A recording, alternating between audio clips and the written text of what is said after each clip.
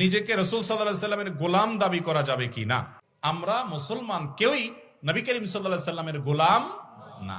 রাসূলুল্লাহ সাল্লাল্লাহু আলাইহি ওয়াসাল্লাম উম্মতরা নিজেকে রাসূলের গোলাম হিসেবে স্বীকার করতে পারবে কিনা? না, পারবে না। আমরা কোন পীরের গোলাম হতে চাই না, এমনকি নবীর গোলামও নই। একজন ব্যক্তি নিজেকে রাসূলের গোলাম বলবে, এখানে একটু শিরকের গন্ধ পাওয়া যায়। ওরা বলে গোলাম মোস্তফা, আমরা কে আল্লাহ নবীর গোলাম? ওরা বলে গোলাম রাসূল, আমরা কি রাসূলের গোলাম? কার গোলাম?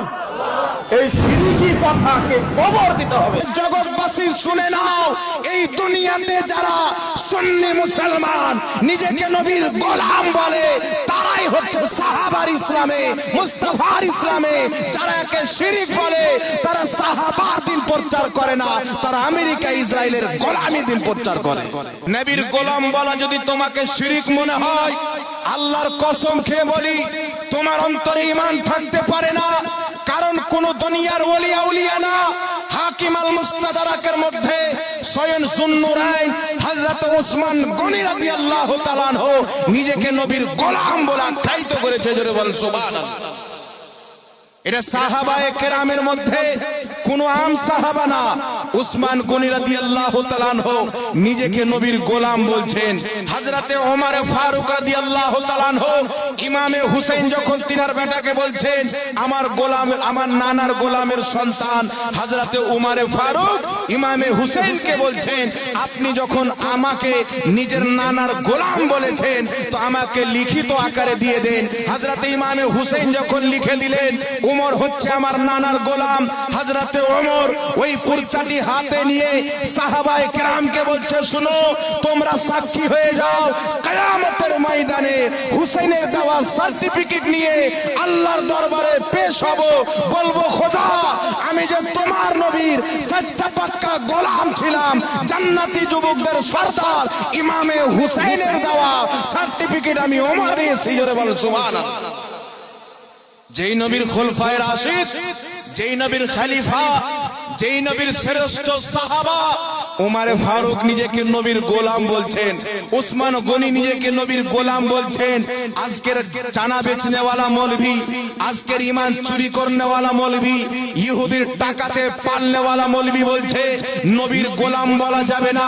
আমি কিয়ামতের সকাল পর্যন্ত, আমার বেঁচে থাকা পর্যন্ত আমি চ্যালেঞ্জ দিয়ে যাচ্ছি, যারা নবীর গোলাম বলাকে শিরিক মনে করে তারা সাহাবার দিন প্রচার করে না, উসমান গনির দিন প্রচার করে না, হযরতে ওমরের দিন প্রচার করে না।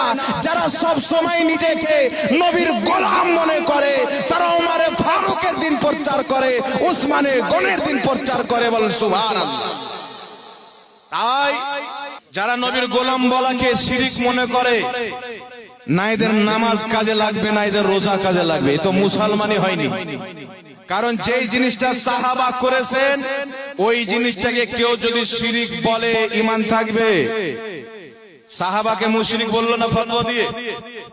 সাহাবায়ে কেরামকে কেউ মুশরিক বললে ঈমান থাকবে? জোরে বলেন, ঈমান থাকবে?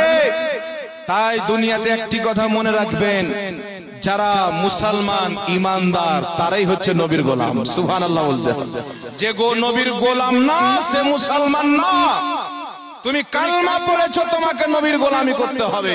তোমার নবী যেই কথা বলেছে সেই কথা তোমাকে মানতে হবে। নবীর প্রত্যেকটা কথা মানার নামই হচ্ছে মুস্তাফা জানের রহমতের গোলামি করা। জোরে বলো সুবহানাল্লাহ। তুমি কোন মাদ্রাসায় পড়াশোনা করেছো, কোন মাদ্রাসায় ডিগ্রি নিয়েছো, বলছো নবীর গোলাম, এটা থেকে শিরিক, এটা হচ্ছে শিরিক। তো উসমান গনির সনদে হাদিস নিজেকে নবীর গোলাম বলেছে। যদি মায়ের অন্নদার দুধ পান করে থাকো একবার শিরকের ফতোয়া লাগাও, উমারের উপরে লাগাও। যদি নবীর বিখ্যাত সাহাবী উমর ফারুক নিজেকে নবীর গোলাম বলে সচ্চা পাক্কা ঈমানদার থাকে, উসমান গনি নিজেকে নবীর গোলাম বলে সচ্চা পাক্কা ঈমানদার থাকে, তাহলে জগৎবাসী শুনে নাও, এই দুনিয়াতে যারা সুন্নি মুসলমান নিজেকে নবীর গোলাম বলে তারাই হচ্ছে সাহাবার ইসলামে, মুস্তাফার ইসলামে। যারা একে শিরিক বলে তারা সাহাবার দিন প্রচার করে না, তারা আমেরিকা ইসরায়েলের গোলামি দিন প্রচার করে।